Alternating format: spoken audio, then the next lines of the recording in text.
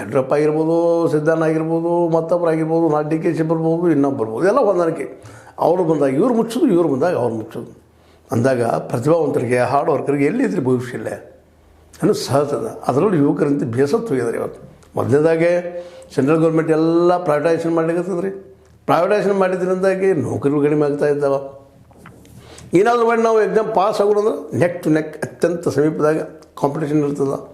ಮೇಲೆ ಅದರೊಂದು question paper ಬೇರೆ ಔಟ್ ಆಗ್ತಾ ಇರ್ತಾವೆ.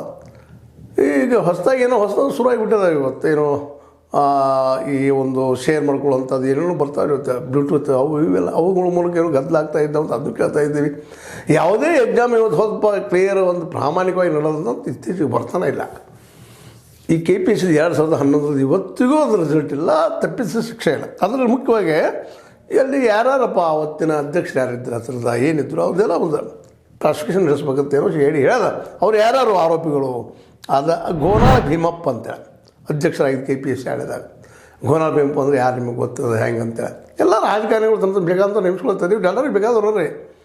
ಸಿದ್ದಣ್ಣ ಅವ್ರು ಸಿದ್ದು ಬಂದರೆ ಅವ್ರಿಗೆ ಬೇಕು, HDFಗೆ ಬಂದರೆ ಅವ್ರಿಗೂ ಬೇಕು, ಯಡಿಯೂರಪ್ಪನವ್ರು ಬಂದರು ಅವ್ರಿಗೂ ಬೇಕು, ಎಲ್ಲರೂ ಹಾಗೆ ಅಡ್ಜಸ್ಟ್ ಆಗಿಬಿಡ್ತಾರೆ.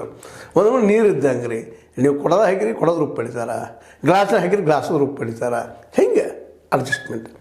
ಹೀಗಾಗಿ ಇವತ್ತಿಗೂ ಅವ್ರಿಗೆ ಎನ್ಕ್ವೈರಿನ ಆಗ್ತಾಯಿಲ್ಲ. ಭಾಳ ದೊಡ್ಡ ಹಗರಣ ಆಗಿತ್ತು. ಅದರಲ್ಲಿದ್ದವ್ರು ಯಾರ್ಯಾರಪ್ಪ ಮುಖ್ಯ ಆರೋಪಿಗಳಂದ್ರೆ ಭೀಮಪ್ಪ ಗೋನಾಳ್ ಅವರು 1ನೇ ಆರೋಪಿ. ಮುಂದೆ ಇನ್ನೊಬ್ಬರು ದೋಷರ ಪಟ್ಟಿಯಲ್ಲಿ ಮತ್ತೆ ಬರೋರು ಯಾರಪ್ಪ ಅಂದ್ರೆ ಮಂಗಳಾ ಶ್ರೀಧರ್ 4ನೇವರು, ಡಾಕ್ಟರ್ BS ಕೃಷ್ಣಪ್ರಸಾದ್ ಅಂತೇಳಿ, SR ರಂಗಮೂರ್ತಿ ಅಂತೇಳಿ, N ಮಹಾದೇವ್ ಅಂತೇಳಿ, HV ಪಾರ್ಶ್ವನಾಥ್ ಅಂತೇಳಿ, S ದಯಾಶಂಕರ್ ಅಂತೇಳಿ, HD ಪಾಟೀಲ್ ಅಂತೇಳಿ, N ರಾಮಕೃಷ್ಣ ಅಂತೇಳಿ, BT ಕಣಿರಾಮ್. ಅಂದ್ರೆ 9 ರಿಂದ 16 ತನಕ ಆರೋಪಿಗಳು. ಇವ್ರ ಮೇಲೆ ಆರೋಪ ಅದ, ತುಂಡಿದಾರೆ, ವ್ಯವಹಾರ ಮಾಡಿದ್ದಾರೆ, ಸಾಕಷ್ಟು ಆರೋಪಗಳಿದ್ದಾವೆ. ಮತ್ತು CID ಅದು ಕೊಟ್ಟಿದ್ರೆ ಈಗಾಗಲೇ ತನಿಖೆನೂ ಆಗ್ಯದ. ನಾವು ಪ್ರಾಸಿಕ್ಯೂಷನ್ ಶಿಕ್ಷೆ ಆಗ್ಬೇಕಲ್ಲ ಎಂದವು.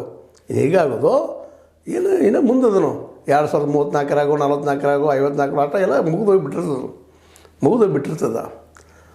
ಅದಕ್ಕೆ ನಾವು ಇವತ್ತು ಭಾಳ ಏನಪ್ಪ ಅಂತಂದ್ರೆ ಈ ಸರ್ಕಾರಗಳನ್ನ, ಈ ರಾಜಕಾರಣ ಕೇಳಬೇಕಾಗಿದೆ.